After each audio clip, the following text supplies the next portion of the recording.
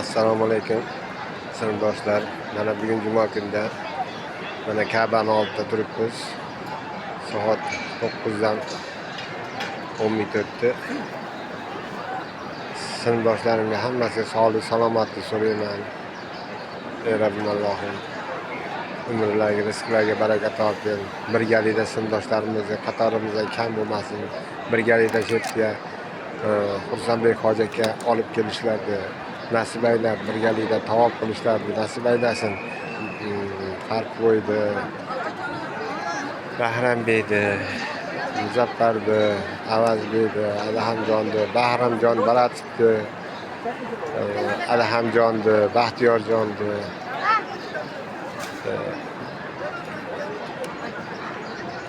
Bahodirjon, Ravshanbek,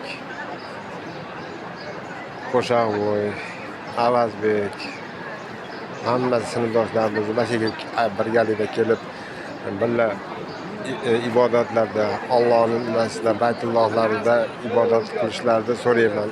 Amin. Amin. Allohu akbar.